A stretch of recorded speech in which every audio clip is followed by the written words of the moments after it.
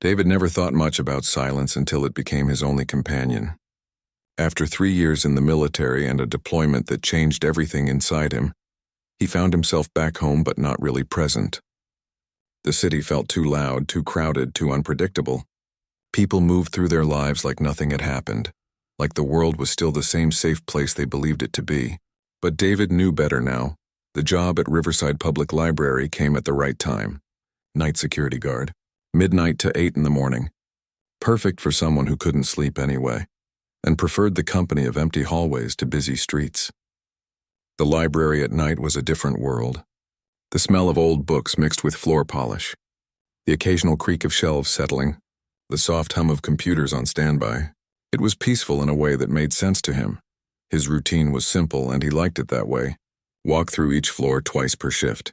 Check the locks on all the windows. Make sure the back doors were secure. Sit at the main desk and watch the security cameras. Read when the hours stretched too long. Most nights he'd finish his rounds by 3 in the morning and then just exist in the quietness until dawn broke through the tall windows. Things changed on a Tuesday in September when Maya started showing up. She came through the staff entrance around 6 in the evening twice a week, always carrying a large canvas bag filled with donated books. She volunteered for the library's literacy program, sorting through donations and organizing them for the community reading initiative.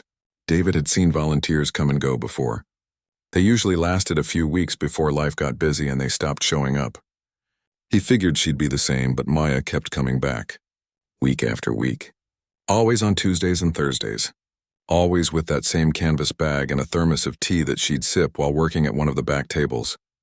She had this way of moving that caught his attention, careful, deliberate, like someone who'd learned to think about each step. He noticed she limped slightly on her right side. For the first month, they barely spoke beyond polite nods. David preferred it that way, but Maya had this presence about her that filled the space even in silence. She never rushed through her work. Sometimes she'd stop and read passages from the book she was sorting, her lips moving slightly as if tasting the words. Other times she'd just sit there staring at nothing, lost somewhere inside her own head. It was mid-October when everything shifted. David was doing his usual rounds through the history section when he stopped at a shelf he always avoided. Military history, war memoirs, books about conflicts he'd rather forget. But that night something pulled him toward one particular book. A photography collection from his grandfather's regiment. He'd never known his grandfather well. The old man had died when David was 12, and they'd never talked about the war. No one in the family did. He pulled the book down and sat right there on the floor between the shelves, flipping through black and white images of young men who looked just like him. Boys, really. Wearing uniforms and trying to look brave for the camera. He wondered how many of them made it home. How many came back different. Whether any of them found peace afterward. That's when he heard footsteps. Soft, uneven. Maya's steps. He should have stood up, moved away, pretended he was checking something. But he couldn't move. He just sat there holding that book like it was the only solid thing in the world. Maya appeared at the end of the aisle. She looked at him for a long moment, and David waited for the questions. Where are you supposed to be? What are you doing sitting on the floor? Are you okay? The questions everyone always asked that never helped anything. But Maya didn't ask questions. She just walked over, slowly, carefully, and sat down on the floor beside him, not too close, respecting his space. She pulled her knees up and wrapped her arms around them, settling in like she had all the time in the world. They sat like that for what felt like forever. The silence between them wasn't awkward or heavy. It was just there, like the book surrounding them, holding space for whatever needed to exist in it. Finally, Maya spoke. David, just his name. Nothing else. But the way she said it made something crack open inside his chest. It wasn't loud or dramatic. It was quiet and careful, like she understood that he was made of fragile things that could shatter if handled roughly. He looked at her then, really looked at her for the first time. She had dark circles under her eyes, the kind that came from months of poor sleep, not just one bad night. Her hands trembled slightly where they gripped her knees. There were small scars on her right arm, partially hidden by her sleeve. This was someone who understood brokenness from the inside. I'm Maya, she said, even though he already knew her name from the volunteer sheet. I saw you sitting here and thought maybe you could use some company. Or if you'd rather be alone, I can go. Either way is fine. David surprised himself by speaking. You can stay. His voice sounded rusty from disuse. He cleared his throat. If you want to. Maya smiled, and it was the saddest, most genuine smile he'd seen in years. I want to. They didn't talk much that first night. Maya asked about the book he was holding, and David told her about his grandfather. How the old man never spoke about his time in service. How David wished he'd ask questions before it was too late. How now he had his own silence that he didn't know how to break. Maya listened like listening was an art form. She didn't interrupt or offer advice or try to fix anything. She just heard him.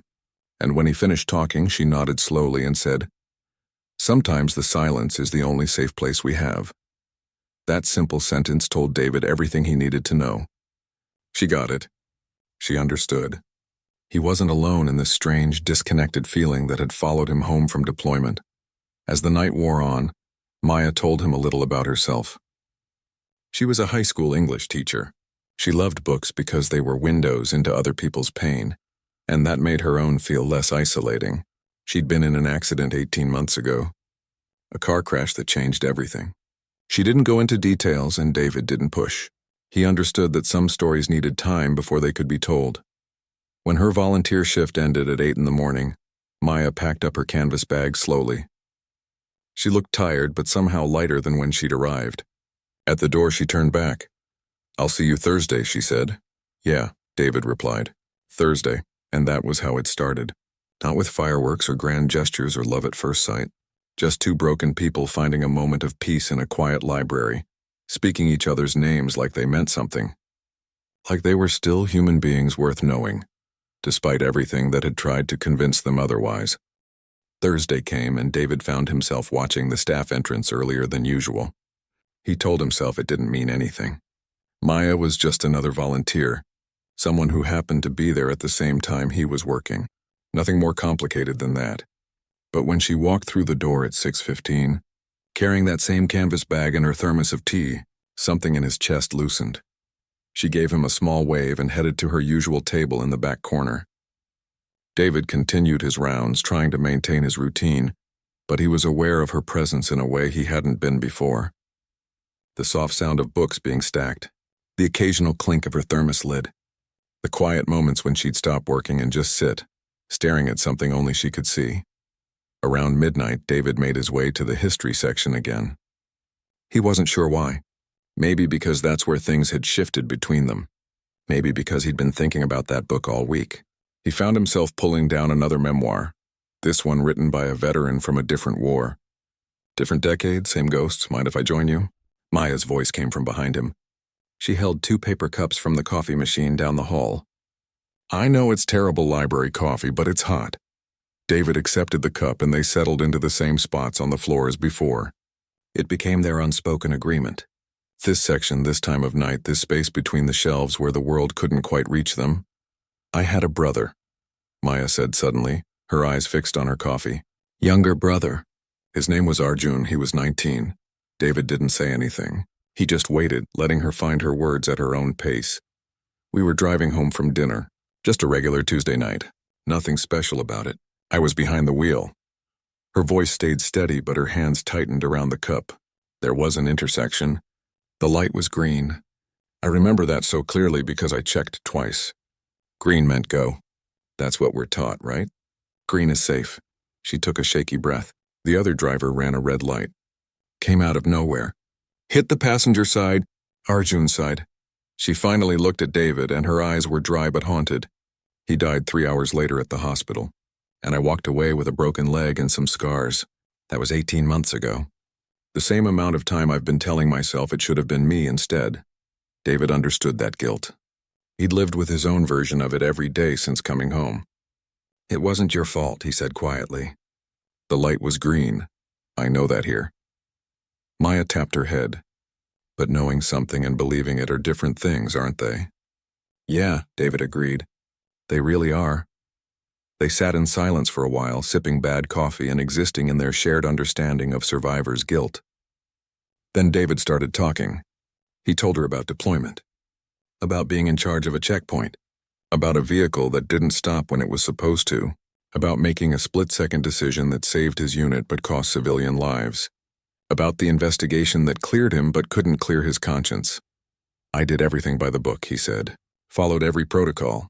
The review board said I had no choice, but those people are still gone because of a choice I made, and I get to be here drinking terrible coffee in a library, while they don't get to be anywhere." Maya reached over and touched his hand briefly, just a quick connection before pulling back. "We're both carrying people who aren't here anymore. Maybe that's why this feels less lonely. The silence between us has space for all of them too." That became their pattern over the following weeks. Maya would arrive for her volunteer shifts and they'd work in separate areas until around midnight. Then they'd meet in the history section, or sometimes in the reading room with the comfortable chairs, and they'd talk. Really talk. About the weight they carried. About the versions of themselves they'd lost. About the small moments that made continuing feel possible. Maya told him about her marriage. How her husband Raj was a good man who loved her completely. How he'd been there through every moment of her recovery. Patient and supportive and everything she should want. But how she couldn't reach him through her grief. How she felt like she was drowning behind glass while he stood on the other side, unable to hear her or pull her through. "He deserves better," Maya said one night. "He deserves someone who can be fully present. Someone who doesn't flinch every time a car horn blows. Someone who can sleep through the night without dreaming about broken glass and hospital machines. That's not me anymore. I don't know if it ever will be again." David shared his own isolation, how his sister Lily called every week, worried about him living alone and working nights, how she wanted him to go to family dinners and birthday parties and pretend everything was normal, how he couldn't explain that crowds made his skin crawl, that unexpected noises sent his heart racing, that he'd rather be alone with his ghost than fake being fine around people who couldn't understand. "She means well," he said. "They all do. But they want the old me back. The one who existed before I knew what I know now. And I can't give them that person because he doesn't exist anymore." "Maybe we're not supposed to go back," Maya suggested. "Maybe we're just supposed to figure out how to move forward as these new versions of ourselves, even if they're not the versions anyone wanted." As November settled in, they started meeting outside the library too. It happened naturally. Maya mentioned a walking path along the river that she used to love, but hadn't visited since the accident. David found himself offering to go with her. No pressure. Just if she wanted company. They walked slowly, matching their pace to accommodate Maya's limp. The autumn air was cold and clean, and the river reflected the city lights in broken patterns. They didn't talk much during these walks. They just moved through the darkness together. Two people who'd learned that sometimes presence mattered more than words. But these walks didn't go unnoticed. Raj started asking questions. Where was Maya going? Why was she spending so much time at the library? Was everything okay? He wasn't accusatory, just concerned. Confused about why his wife seemed to come alive when she talked about her volunteer work, but remained distant when she was home. David's sister noticed the change too. He was still quiet, still careful, but there was something different about him. A lightness that hadn't been there before. When she asked about it, David mentioned the volunteer he'd been talking to. Just someone who understood. Lily's worry shifted from concern about isolation to concern about attachment. Was he getting too close to this person? Was it healthy to build a relationship based on shared trauma? The storm hit on a Wednesday in late November, which meant Maya wasn't supposed to be at the library. But she'd switched her volunteer days that week to help with a special donation drive, so she was there when the power went out across half the city. David was making his usual rounds when everything went dark. Emergency lights kicked in immediately, casting everything in a dim, greenish glow that made the library feel like a different place entirely. He found Maya in the children's section, standing perfectly still in the darkness. Two other staff members, older women who worked the evening cataloging shift, were near the front desk discussing whether to leave or wait out the storm. David could hear the wind howling outside, rain hammering against the tall windows. The weather report had mentioned possible flooding in low-lying areas. The roads would be dangerous. "Looks like we're stuck here for a while," David said, approaching Maya carefully. She hadn't moved since the lights went out. "Are you okay?" Maya's breathing was quick and shallow. In the emergency lighting, her face looked pale. "I'm fine. Just surprised by the darkness, but..." Her voice shook and David knew she wasn't fine at all. The library director called David's phone to say that roads were being closed and everyone should shelter in place until morning. The building was safe, structurally sound. They had emergency supplies in the staff room. Just sit tight and wait for the storm to pass. David gathered flashlights and candles from the emergency kit. The two catalogers settled into the main reading room with blankets and thermoses of tea they'd brought from home. They seemed comfortable enough, chatting quietly about other storms they'd weathered, but Maya stood at the window watching the rain, her whole body tense like a wire pulled too tight. "Maya," David said softly, "come away from the window. Let's find somewhere comfortable to wait this out." She turned to look at him and her eyes were wide, unfocused. "The darkness," she whispered. It was dark like this. After the accident, the streetlights had gone out from the impact, and there was just darkness and broken glass, and I couldn't see him. I could hear him, but I couldn't see him, and I didn't know how badly he was hurt until the ambulance came, and by then it was too late. David recognized a panic attack building. He'd had enough of them himself to spot the signs. The rapid breathing, the trembling hands, the way her eyes couldn't quite focus on anything. He moved closer but didn't touch her. Not yet. He knew from experience that touch could sometimes make it worse. "Maya, look at me. Right here. Focus on my voice." He kept his tone steady, calm, like talking someone off a ledge. "You're in the library. You're safe. The storm is outside. You're inside. Nothing bad is happening right now. This moment right here is safe." But she was slipping further into the memory. Her breathing turned ragged. I couldn't help him. I was right there and I couldn't help him. There was too much blood and the car was crushed and I couldn't get to him. David made a decision. He stepped closer and took her hand. Just one hand, gentle but firm. "Feel this. My hand holding yours. That's real. That's right now. Come back to right now with me." Maya's eyes finally focused on him. Tears were streaming down her face, but she seemed to see him again. "David," she breathed. "Yeah, it's me. I'm right here. You're not in that car. You're not on that road. You're here with me." He squeezed her hand gently. "Can you tell me 5 things you can see right now?" It was a grounding technique he'd learned in therapy. Maya blinked and looked around. "Your face. The flashlight. The bookshelf behind you. The window. The rain. Good. Now 4 things you can touch." She reached out with her free hand. "Your hand. My sweater, the wall. The window glass." They went through all 5 senses together. By the time they finished, Maya's breathing had slowed. She was still shaking, but she was present again. Back in the moment instead of trapped in the past. "I'm sorry," she said, wiping at her tears. "I thought I was past the panic attacks. It's been months since the last one. Don't apologize. Trauma doesn't work on a schedule." David led her away from the window to a small alcove with comfortable chairs. He grabbed blankets from the emergency supplies and wrapped one around her shoulders. "Do you want me to sit with you or would you rather have space?" "Stay," Maya said immediately. "Please stay." So David sat beside her in the darkness, their chairs pulled close together. The storm raged outside. The emergency lights created strange shadows on the walls. The two catalogers had dozed off in the reading room. And in their small alcove, Maya and David sat in silence that gradually shifted from tense to peaceful. Hours passed. Maya eventually leaned her head against David's shoulder. He went completely still, barely breathing, aware of the weight of her trust. She'd let him see her break down completely. She'd let him help pull her back. That meant something. That changed things between them. Around 3 in the morning, Maya started talking again, quietly, like she was telling him secrets. She talked about Arjun in a way she'd never done before. Not about his death, but about his life. How he'd wanted to be a teacher like her. How he'd made terrible jokes that somehow always made her laugh. How he'd had this way of seeing the best in everyone, even people who didn't deserve it. "He would have liked you," Maya said. "He always appreciated people who were genuine, who didn't pretend to be something they weren't. You're like that." David felt something crack open in his chest. Not breaking, but opening, making space for something he'd kept locked away for years. "I wish I could have met him." "Me too." As dawn started breaking through the windows, the storm finally passed. Power flickered back on throughout the building. The library director called to check on everyone and said they could head home as soon as the roads were cleared.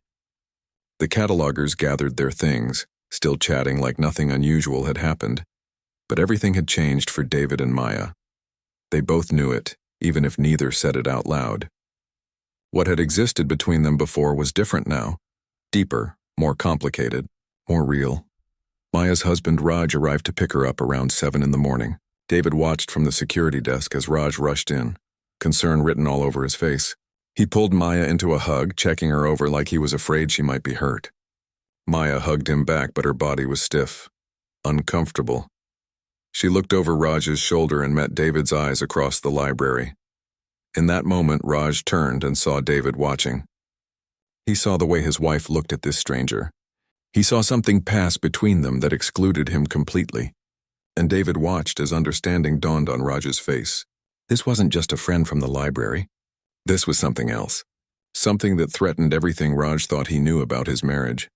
Maya must have felt the tension in her husband's body, because she pulled back and looked at him. Really looked at him. And she saw what David saw. The hurt, the confusion, the question Raj didn't want to ask but couldn't ignore. Why did his wife look at this man like he was the only person who understood her? They left without Maya saying goodbye to David. He watched them walk to the parking lot through the window. Watched them get into Raj's car.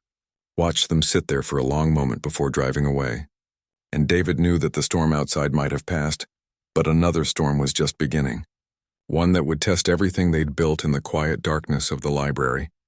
One that would force them all to face questions they'd been avoiding. One that would change everything, whether they were ready for it or not. David didn't see Maya for 3 weeks after that night. She didn't come for her volunteer shifts on Tuesday or Thursday. She didn't call the library to explain her absence. She just disappeared from his life as suddenly as she'd entered it. The library felt emptier without her presence. The history section became just another row of books instead of the sacred space they'd created together. He told himself it was better this way.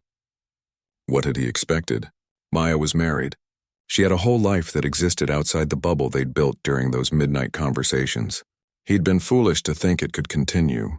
Foolish to let himself care so much. Foolish to ignore the reality that they'd crossed lines that shouldn't have been crossed. His sister Lily noticed the change in him immediately. The brief lightness that had appeared over the past months vanished, replaced by something worse than the numbness he'd carried before. This was active pain instead of passive emptiness. She invited him to dinner and refused to let him make excuses. "Talk to me," Lily said as they sat in her kitchen, untouched food between them. "Something happened. I can see it written all over you." David stared at his plate. "I met someone. At the library. We became friends. Now she's gone and I realize I'd started depending on her in ways I shouldn't have. That's all?" "That's not all." Lily leaned forward, her voice gentle but firm. "You opened up to someone for the first time since you came home. That's huge. That's progress. But now you're punishing yourself for it. Why? Because she's married, Lily. Because I let myself care about someone who was never available. Because I'm the guy who comes between a woman and her husband. How is that progress? How is that anything but me being selfish and destructive? Did you pursue her? Did you try to break up her marriage? No, but I didn't stop what was happening either. I felt it growing into something more than friendship, and I let it happen because being with her made me feel less broken. That's using someone. That's not fair to her or her husband." Lily reached across the table and grabbed his hand. "Listen to me. You found someone who understands your pain, someone who made you feel less alone. That's not a crime, David. That's being human. Whatever is happening with her marriage, that's between her and her husband. You didn't cause their problems. You just happened to be there when she needed someone who got it." But David couldn't accept that. He'd spent too many years believing he destroyed everything he touched. This felt like confirmation of what he already knew about himself. Meanwhile, Maya was living through her own storm. The morning after the night at the library, Raj had asked her directly if she had feelings for David. Maya had tried to deny it at first, tried to explain that David was just a friend who understood her grief in ways others couldn't. But Raj knew his wife too well. He'd seen the way she looked at David, the way she'd come alive when talking about her volunteer work, the way she'd been emotionally absent from their marriage while investing all her energy elsewhere. "I'm not angry," Raj had said, and that made it worse somehow. "I'm heartbroken. I've been trying to reach you for 18 months, trying to help you heal, trying to be there for you, but you couldn't let me in. You found someone else who could reach you in ways I couldn't. And that hurts more than I know how to express." Maya moved back to her parents' house while she tried to sort through the mess. Her mother, who'd always loved Raj like a son, was disappointed and confused. Her father, quiet and observant, just asked if she was okay. Maya didn't know how to answer that question. She wasn't okay, but she also wasn't sure she'd been okay for a long time before David entered the picture. She started seeing a therapist, something she should have done immediately after the accident, but had avoided. The therapist asked questions that forced Maya to confront uncomfortable truths. Had she properly grieved her brother? Had she addressed the trauma of the accident? Had she communicated honestly with her husband about what she needed? The answer to all three questions was no. "I think I've been running," Maya admitted during one session. "From the guilt, from the pain, from having to face that my brother is really gone. When I met David, he was running too, and it felt easier to run alongside someone else than to stop and deal with everything I've been avoiding." "Do you have feelings for David?" Maya sat with that question for a long time. "I don't know if what I feel is love or if it's just recognition. He sees me the way I am now, broken and struggling. He doesn't expect me to be who I was before. Raj loves me, but he loves the version of me that existed before the accident. He wants that woman back, and I can't give him her because she doesn't exist anymore." The therapist leaned forward. "Have you told Raj that? Have you explained that you've changed and you need him to love this version of you?" "No, I just pulled away instead. I let the distance grow between us because it was easier than having that conversation." That session changed something for Maya. She realized she'd been blaming Raj for not understanding when she'd never given him the tools to understand. She'd shut him out and then resented him for not breaking down the walls she'd built. She called him that evening. They met at a coffee shop, neutral ground where they could talk without the weight of their shared home around them. Raj looked tired, older than his 32 years. Maya felt a rush of guilt seeing what her absence had done to him. "I'm sorry," she said before he could speak.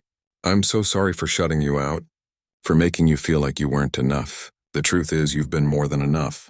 I just couldn't receive what you were offering because I was drowning, and I didn't know how to tell you I needed a different kind of help." Raj's eyes filled with tears.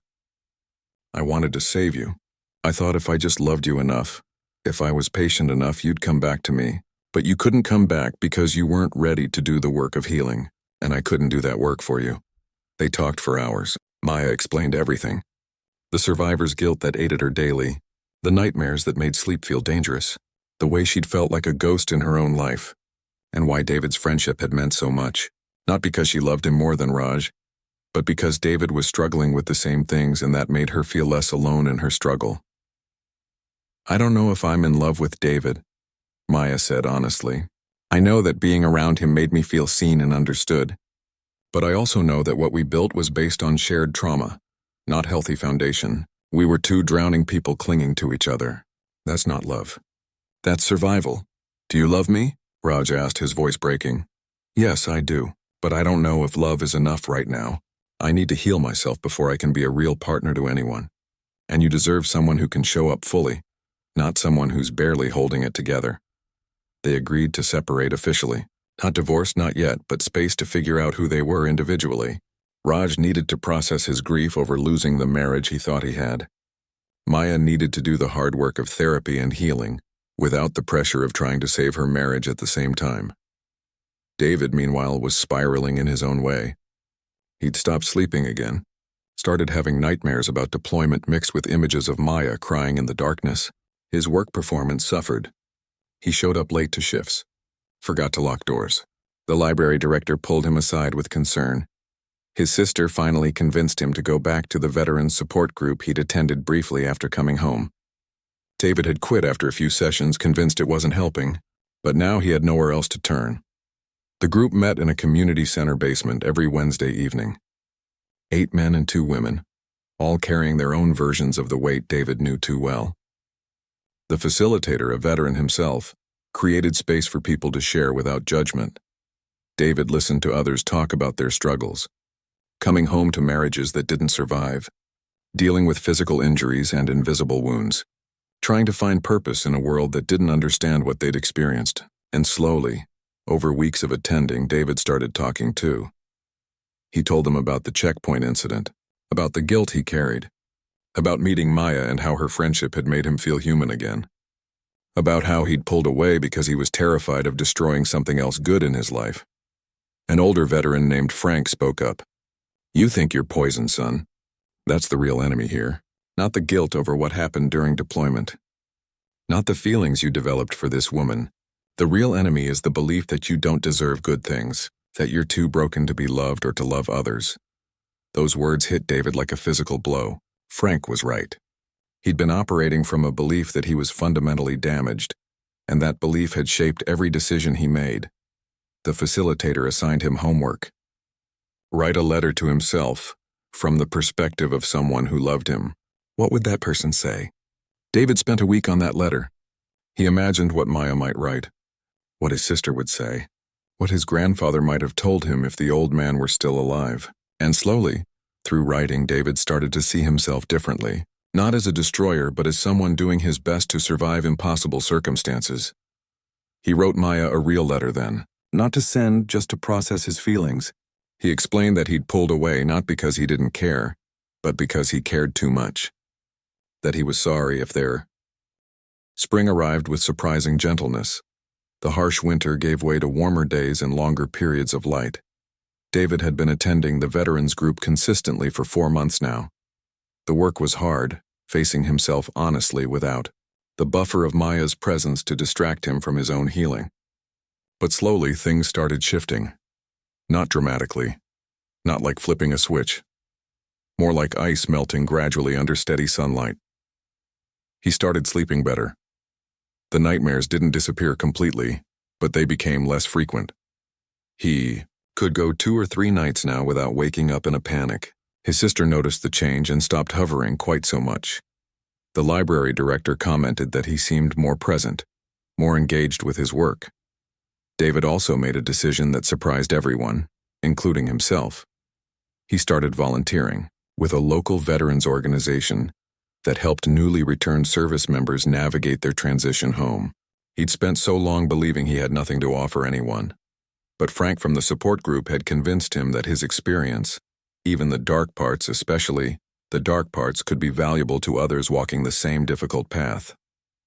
The first time David sat down with a young veteran fresh from deployment, barely 23 and struggling with nightmares and isolation, something unlocked in him. He could see himself in this kid's face. The confusion, the anger, the bone-deep exhaustion of trying to appear normal when everything felt wrong.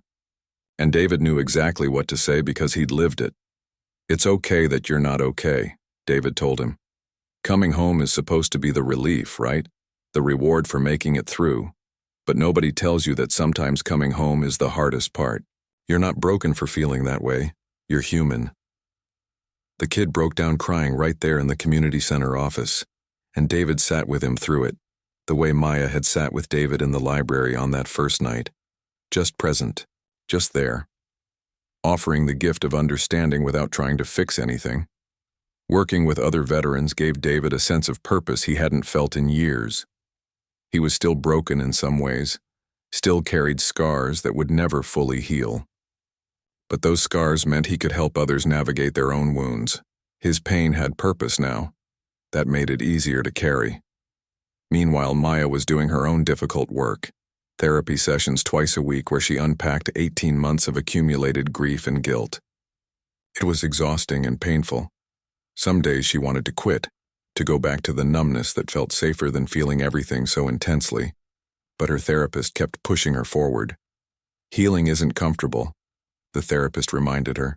It requires feeling all the things you've been avoiding. But on the other side of that pain is something better. Not the same as before, but better in a different way. Maya started a support group for people who'd lost siblings. She'd discovered there wasn't much support specifically for sibling loss. Everyone focused on losing parents or spouses or children. But losing a sibling, especially unexpectedly, created its own unique grief. She put up flyers at local community centers and hospitals. 8 people showed up to the first meeting. They met in a church basement on Monday evenings. Maya facilitated, but mostly she just held space for people to share. There was something powerful about sitting in a circle with others who understood that specific loss. They could talk about the complicated feelings, the guilt over moving forward, the anger at a world that kept spinning when it felt like it should have stopped. Through leading this group, Maya found a different kind of healing. She couldn't save her brother. She couldn't go back and change that terrible night. but she could help others feel less alone in their grief. She could create the support she wished she'd had 18 months ago. Her relationship with Raj remained complicated. They met for coffee every few weeks, slowly rebuilding a friendship from the ruins of their marriage. The romantic relationship couldn't be saved, but they were finding something else: mutual respect. Genuine care for each other's well-being. The ability to talk honestly about what had gone wrong without blame or bitterness. "I'm dating someone," Raj told her one afternoon in April. "It's early, but I wanted you to know." Maya felt a complicated mix of emotions: relief that he was moving forward, a touch of jealousy that surprised her, but mostly happiness that he was finding a path to joy again. "I'm glad. You deserve that." "So do you," Raj said gently. "Have you thought about reaching out to him? To David?" Maya had thought about it constantly. She'd driven past the library a dozen times without going in. She'd written messages on her phone that she never sent. But fear held her back. What if he'd moved on? What if their connection had only existed in that specific moment of shared brokenness? What if reaching out just reopened wounds for both of them? "I don't know if that would be fair to him," Maya admitted. "He was dealing with his own healing. I don't want to disrupt that. Or maybe you're both in a different place now. Maybe whatever you build wouldn't be based on trauma, but on genuine choice." Raj squeezed her hand. "Don't let fear keep you from finding out." A week later, Maya made a decision. She returned to the library on a Thursday evening, her old volunteer day. The same canvas bag over her shoulder, the same thermos of tea. But everything else was different. She was different. She'd done the work. She'd faced her demons. She wasn't running anymore. The current security guard wasn't David. A younger woman sat at the desk reading a magazine. Maya's heart sank. Of course David wasn't there. 4 months had passed. People moved on. Jobs changed. She'd waited too long. "Can I help you?" the security guard asked. "I used to volunteer here. I was wondering if someone still worked here." "David Chen. He was the night security guard." The woman smiled. "Oh, David doesn't work nights anymore. He switched to the day shift about 2 months ago. He's here during business hours now, 9 to 5. Maya felt hope flicker in her chest. "Thank you." She came back the next day during lunch hour. The library was busy with students and retirees and people on their breaks. Maya walked through the familiar space feeling like a stranger. So much was the same, but she was so different now. She found David in the history section. Of course he was. Shelving books in the same aisle where everything had started. He wore khakis and a library polo shirt instead of his security guard uniform. His hair was a little longer. He looked less tense somehow, less like he was bracing for impact every moment. Maya's hands trembled as she walked down the aisle. Each step felt momentous. When she was close enough that he'd hear her, she stopped. And she said his name, David. He turned. For a moment, they just stared at each other. 4 months of separation compressed into that single look. Maya watched emotions flicker across his face. Surprise, confusion, something that looked like hope. "Maya," he breathed. Just her name. Nothing else. But the way he said it made her eyes fill with tears. She'd rehearsed a dozen different speeches, ways to explain where she'd been, what she'd learned, why she'd come back. But standing there looking at him, all those words disappeared. So she just told him the truth. "I came back because I wanted to see you. Not because I'm running from something or because I need saving. I did that work myself. I came back because I chose to.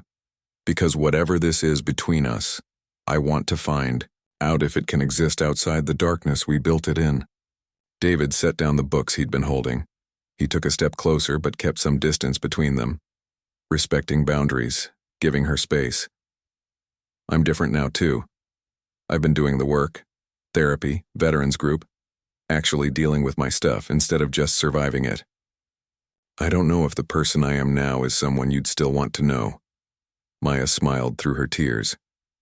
"I'd like to find out, if you're willing." They didn't fall into each other's arms. There was no dramatic reunion kiss. This wasn't that kind of story. Instead, David suggested coffee. Just coffee. Take it slow. Get to know each other as the people they'd become, rather than the broken people they'd been. They walked to a cafe near the library. The spring sun felt warm on their faces. They ordered coffee and found a quiet corner table. And they started talking. Really talking. Not about their trauma this time, but about their healing. About the work they'd done. About who they were becoming. Maya told him about her support group.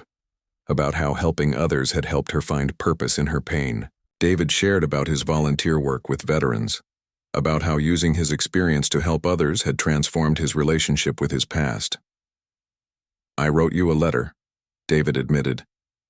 "After you stopped coming to the library.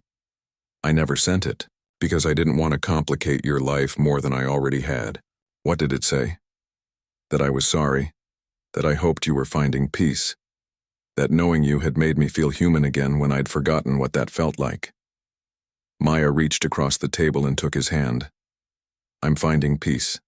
Not perfectly. Not every day. But I'm getting there. And you were part of that journey, David. Not because you saved me, but because you reminded me I was worth saving." They talked until the cafe closed. Made plans to meet again. No pressure. No expectations. Just two people who'd survived their darkest moments choosing to walk forward together into whatever came next. Over the following weeks and months, they built something new. They went on actual dates, learned about each other beyond the trauma, discovered they both loved old,